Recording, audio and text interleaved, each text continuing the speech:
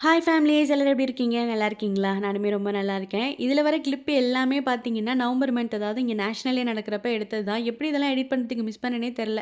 அப்ப வந்து ஹஸ்பண்ட் வந்து ஆஃபீஸ்லேருந்து இந்த கப் கேக்லாம் எடுத்துட்டு வந்திருந்தாங்க. சரி தெரிஞ்சவங்களுக்குலாம் பொட்டலம் போட்டு குடுத்துடலாம் அப்படின்னு சொல்லிட்டு ஒருத்தருக்கா கொண்டு போய் குடுத்துட்டு இருந்தேன்.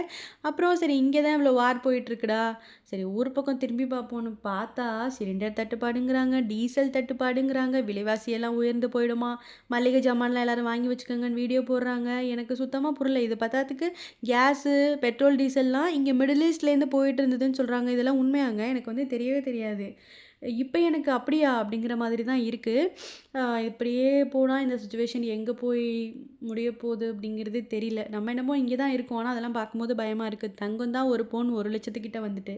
மத்ததுமே ஏறி போனா என்ன பண்றது? ஏற்கனவே ஆ இது கேஸ் வந்து பார்த்தீங்கன்னா 1000 வருது. மந்த்லி வாங்குற கேஸு. எங்க போதுன்னு தெரியல. அங்க சிச்சுவேஷன் எப்படி இருக்குன்னு மறக்காம கமெண்ட் பண்ணுங்க. ஓகேவா? இது ஒண்ணும் பெரிய விஷயம் இல்லன்னு நான் நெனச்சிட்டு இருந்தேன். ஆனா எல்லாரும் வீடியோ போட போட எனக்கு ரொம்ப பயமா இருக்கு. நெக்ஸ்ட் வீடியோல பார்க்கலாம். பாய்.